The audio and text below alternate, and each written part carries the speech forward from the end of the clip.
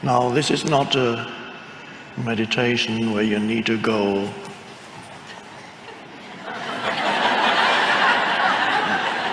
because sometimes the moment one says meditation, everybody goes.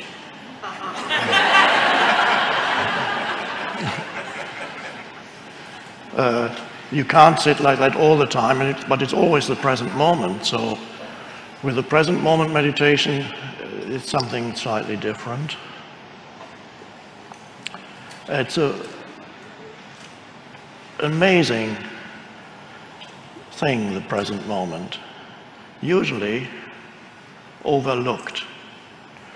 So the most amazing thing, I call it thing, of course it's not a thing, the most amazing thing in your life for most people in the normal state of consciousness, and normal means somewhat or very insane. In the normal state of consciousness, the present moment is usually overlooked habitually, unconsciously.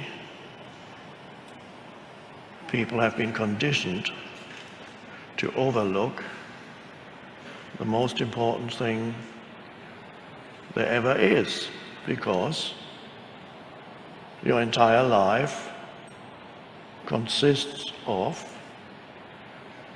the present moment. There never has been anything else. Everything happened in the present moment, and when you remember it, it's the present moment. And when you think about the future, which of course never arrives as the future, it can only arrive as the present moment. But people live as if the present moment were undesirable or an obstacle, or they actively dislike it. And some people habitually live actively disliking the isness of the present moment. And that's their normal state of consciousness. Sometimes it's hidden. They smile.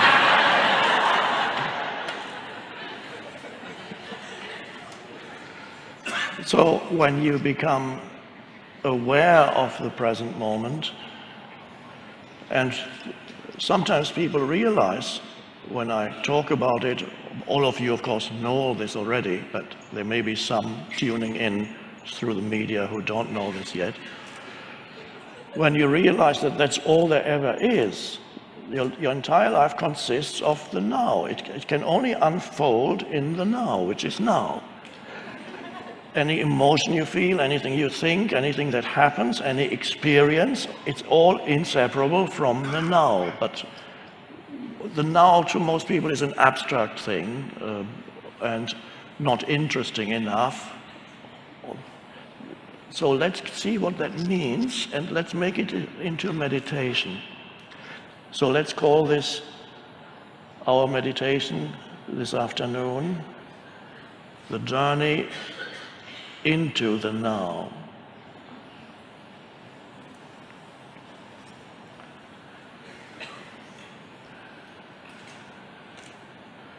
Usually when you talk about the now, then it's usually associated with, okay, the first thing that appears then in your awareness perhaps is your surroundings.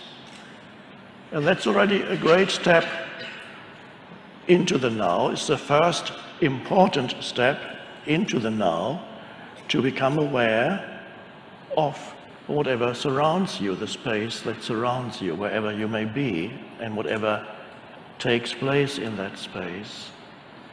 And you may notice when you become aware of those sense perceptions, because it's through sense perceptions that you become aware of whatever happens around you, that involves visual, auditory, and such, to some extent the other senses too, the main ones being visual and seeing and hearing. So as we enter the now, we become more aware of our surroundings. It's the first step into the now. And now, when you do that, and let's do that now, just not thinking I'm going to practice now, not just become more aware of your surroundings. It's no practice, and it's not a doing, it's just an awareness arises of this room, the people in this room, the man sitting on the chair, talking, the lights, beautiful arrangement there, and that is the space of now. So what the word to use is you acknowledge what is, and close to acknowledging, you go a little bit deeper, you appreciate what is. What before you probably overlooked completely.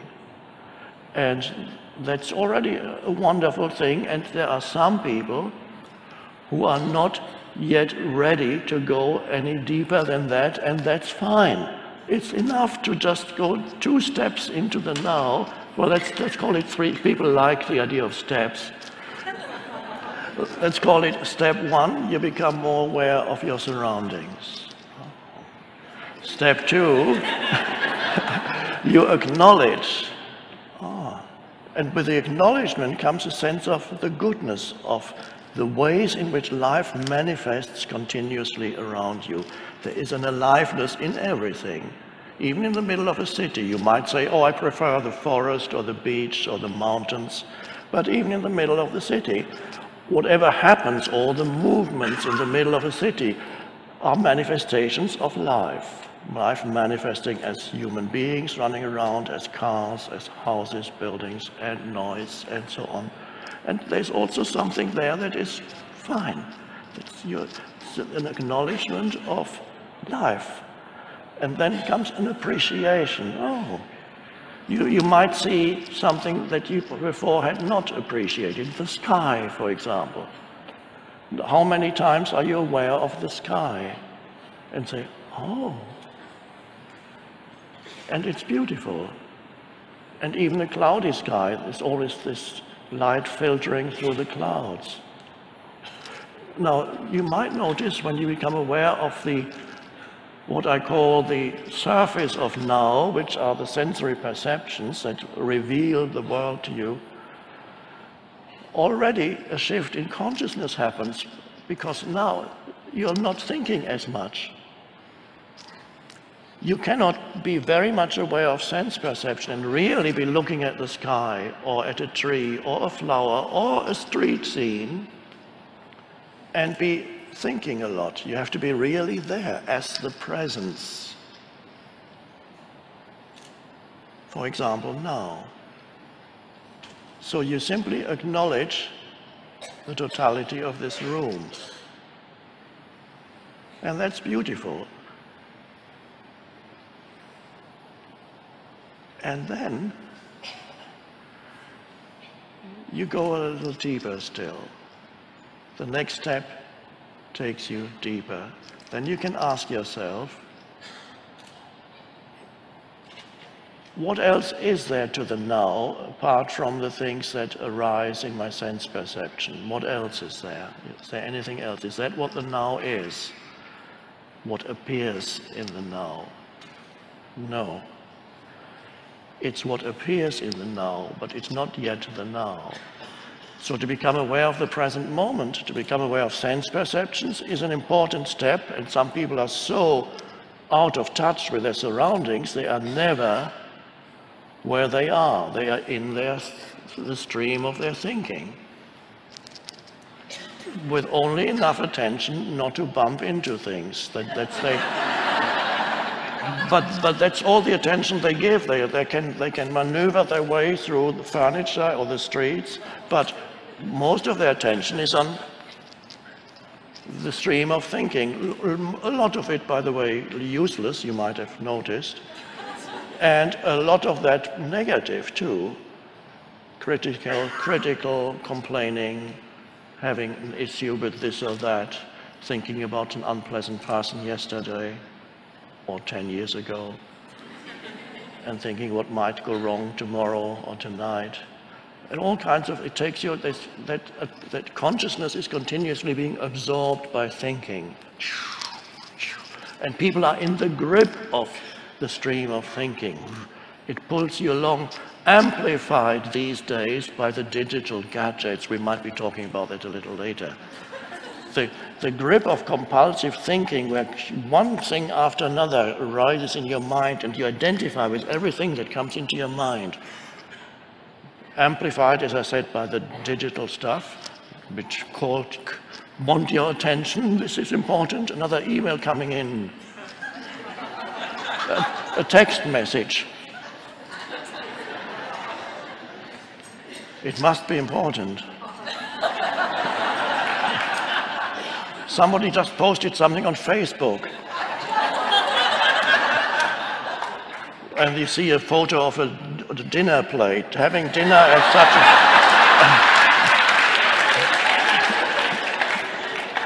a... And of course, then you have to reply and you say, cool, cool, it's great. And that absorbs all the attention, is continuously being absorbed. It was bad enough before the digital things, but now it gets amplified. More stuff in your mind, more stuff. And you're drowning in stuff. And I'm not meaning physical stuff. Some people also drown in physical stuff, but you're drowning in mental stuff. One thought after another, one text message after another, one Facebook posting after another, one unpleasant memory or anxious thought after another, one complaint after another about other people, what they did and failed to do and should have done but didn't do. But so there's no end to the stuff, and you are missing the present moment. Continuously your attention is absorbed by useless and compulsive thinking. And imagine living like that for 10, 20, 30, 40 years. What that does to your habitual state of consciousness and you as a person. What kind of person does that state of consciousness produce? Anxious, angry, whatever their habitual state is, continuously dissatisfied, continuously needing desperately the next thing, which is never enough. So this is what we're getting out of. Just wanted to show you a little illustration of the normal state.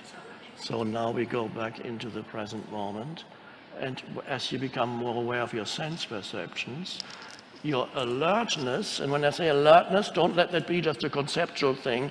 Alertness needs to be something that you can only know what alert awareness is by experiencing alert awareness. You cannot understand conceptually what alert awareness is. And everybody here, I would say, knows already and can verify in their own experience the difference between being absorbed in being identified with the voice in your head, which is habitual compulsive thinking, and being in a state of alert awareness, which looks like this. You don't have to look like that, I'm acting it out. I'm just wanting to give a visual representation of it. It goes. And you may notice, suddenly, this is called, now, oh, by the way, there's been a lot of talk about mindfulness here. I just wanted to mention, I never use the word mindfulness, except when I explain why I don't use it. There's nothing wrong with mindfulness, it's just that my preference is to call it presence. Reason being, to me, mindfulness implies that your mind is full, and we don't want that. So, but if you're very welcome to use, it's perfectly fine to use that word. It's just my preference is presence. So what arises here is presence. When you become aware of your sense perceptions, there needs to be less thinking and more presence. So thinking subsides with that alertness that arises, and don't let it just be words now as I speak. You can verify in yourself that there can be a subtle shift from being involved in thinking into suddenly being fully here with your attention. So little thought now, because you can't be fully aware and be thinking. Now the next step down into the now is, as you become more aware of your sense perceptions, you may also sense the simple but beautiful fact that you are alive. And how do you sense that? That sometimes comes naturally as thinking subsides somewhat, alertness remains, and you can feel that there is an aliveness pervading your entire body. Subtle, somewhere, but you can sense that in your arms, your legs, your feet, there is an aliveness. And that can become part of your experience of the now.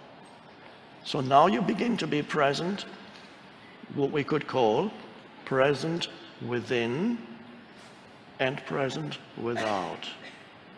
So you can sense your own aliveness. If you can't sense it, ask yourself, for those few people here, probably very few who cannot sense the inner energy field of the body, what I call the inner body, I ask sometimes, if you close your eyes, hold your hands like this, and ask yourself, how can I know without looking or moving my hands whether my hands are still there? It's a funny question. How can I know without looking at my hands or moving my hands or touching anything, how can I know that my hands are still there? And at that moment, you cannot get a conceptual answer for that. You can only get an experiential answer by suddenly experiencing an aliveness inside your hands. And your attention has moved from thinking, has disengaged from the movement of thought, and is flowing into your hands. And in the same way, if you can feel your hands, you can feel your feet at the same time. And that you can feel the entire body as a subtle energy field. And that's a lovely place to be. And that you begin to be more rooted in the now. And you are present within and without. Being in the body, I call that sometimes an anchor for staying present. It can be helpful because the mind is the egoic mind, the unconscious mind is very clever, and if you don't, especially as you begin to practice presence, if you don't have an anchor for the present moment, the mind will very quickly come in with a thought. And that thought could be anything, but it will claim to be extraordinarily important.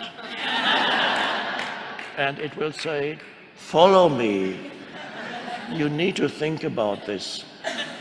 This requires your immediate attention at 3:30 in the morning in bed. And that thought, of course, may proliferate into other thoughts. Anxious thoughts, regretful thoughts. What about my whole life? I have to work out my life. It's all been useless. What have I done with my life? What about my life? What is my life? It's a mental construct that you call my life, and you miss the actual life in the present moment. But so you need to know that your thought it's very seductive and hypnotic, and it will come in and grab your attention again if you don't know what it's doing. But if you know that this is what it's doing, then you can say, not just say it, you can just be aware that there's another thought that wants to come in. And at that moment when there's an awareness, you don't have to follow the thought. You can just allow it to pass through your mind, and then it's gone again. And then you can say, my choice is to have my attention in the body, and you don't even have to verbalize that. The choice comes, you know that this is your choice, and then you're no longer suffering from an unpleasant, sleepless night.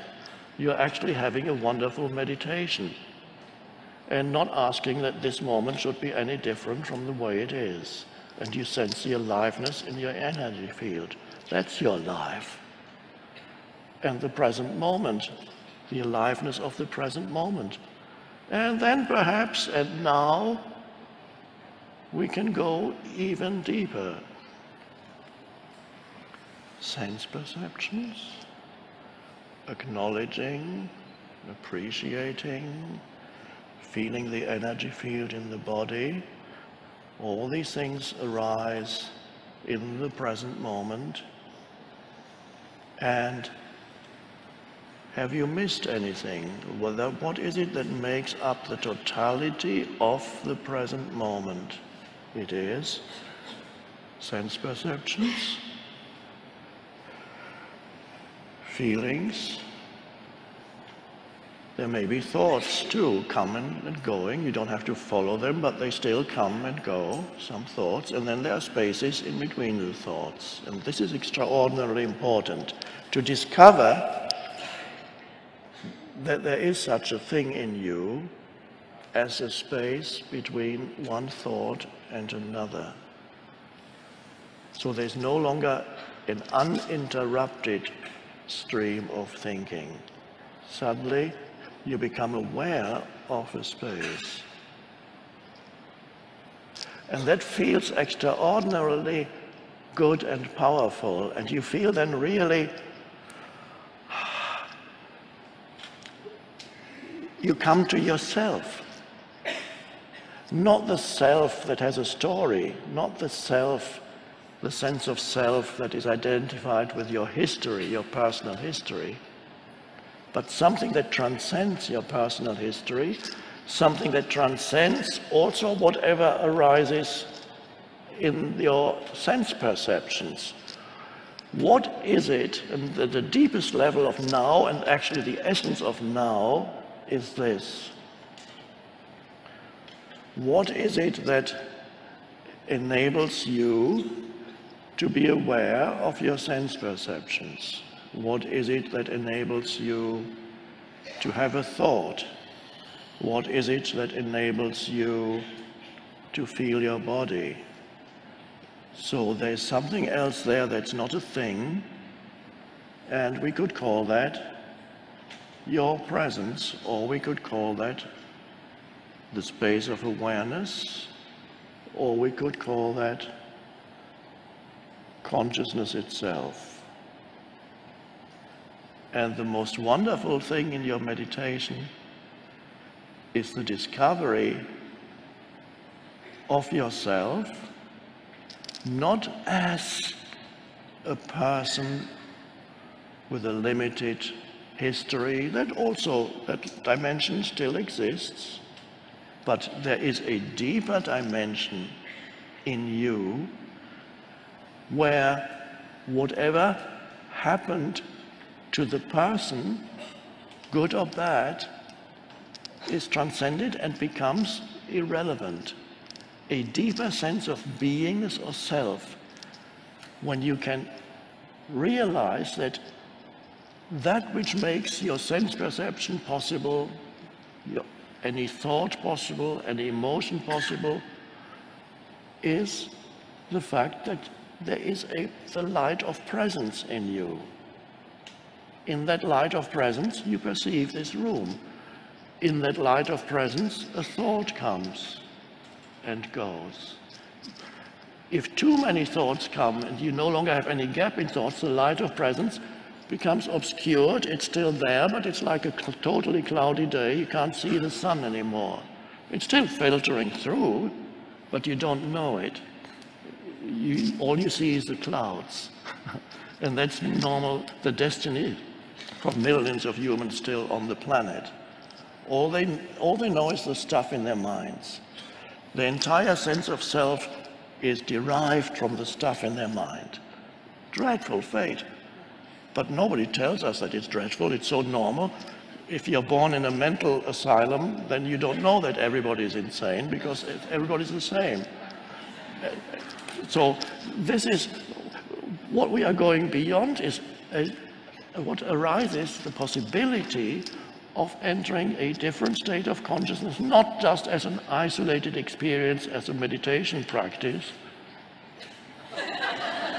but to bring that, let's go back into it now, the awareness that you are aware. That sounds a little funny. Can you be aware right now that everything that you perceive or think or feel can only be there because you are there as the space for it, the space of awareness in which that arises? Another question one could ask to point you to that inner reality is to ask, what does it feel like to be you without taking recourse to memory, to be you now, not remembering your story? It's only a story in the mind.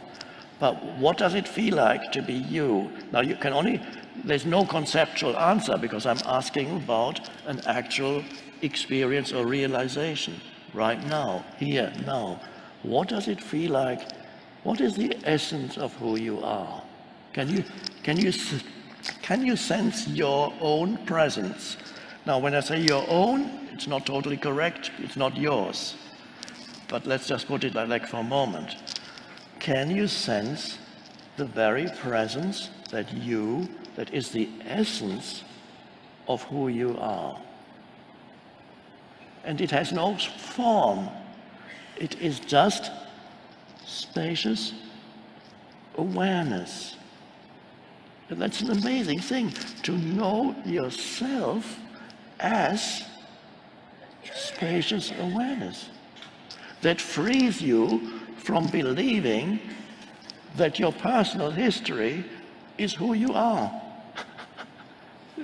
Because your personal history is not that great. Mine isn't. It would be frustrating if I thought of my personal history. Who I am has come about through transcending my personal history. It's not my personal history showing this great thing. No, it's realizing the relative insignificance of my personal history. So the present, your own presence. So for some people, one pointer works better than another pointer. That's why I give you a choice of pointers, so you can ask yourself, or I can ask you,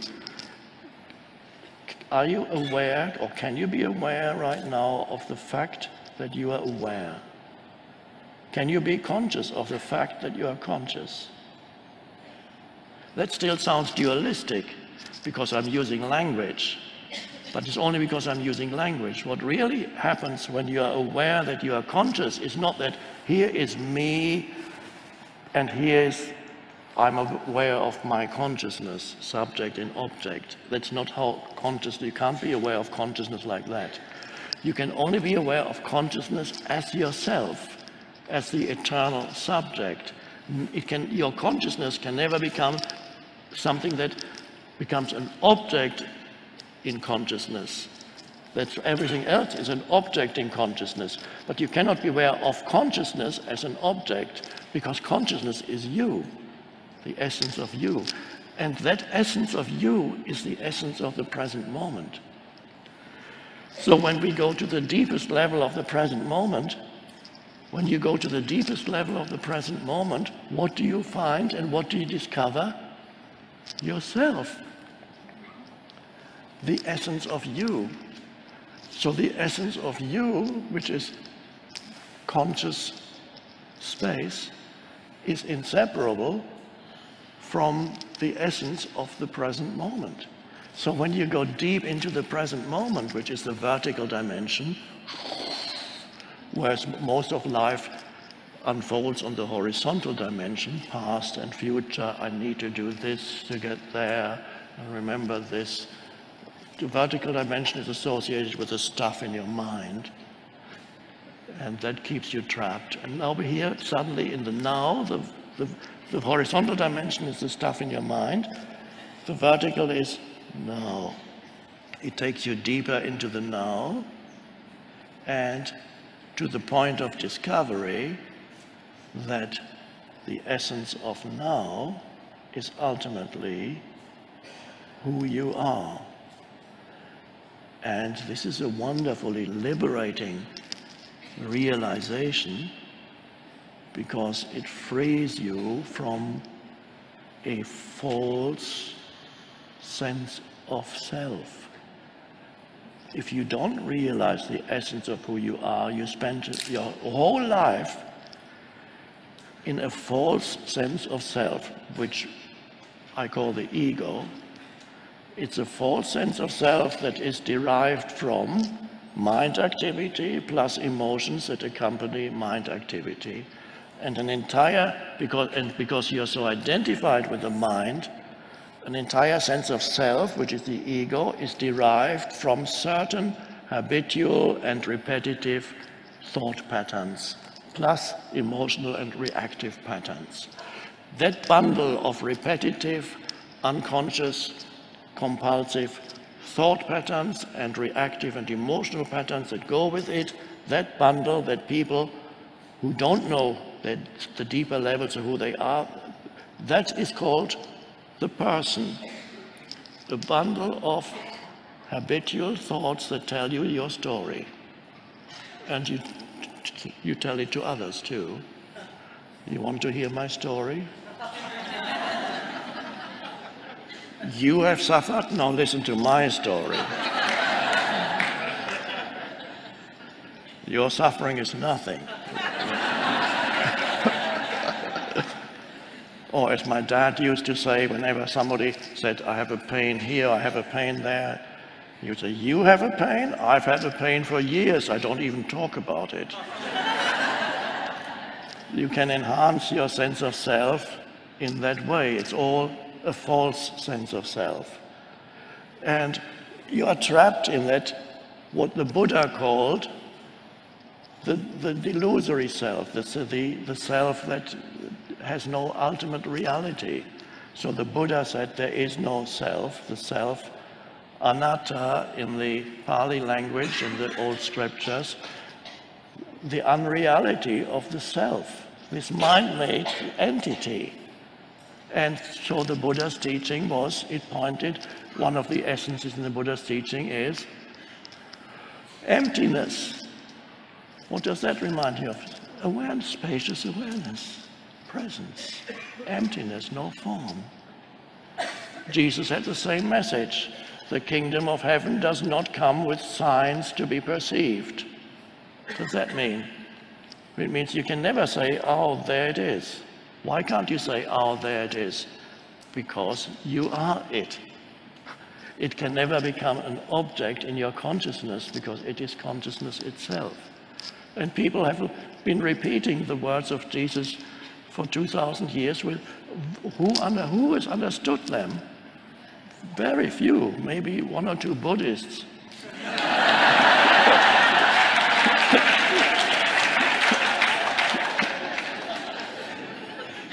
So this is the secret of life, and it's so simple. To know who you are beyond the surface self. And it doesn't mean you can't remember your history anymore. Of course you can remember your personal history, that's fine. But you are no longer trapped in that exclusively personalized sense of me.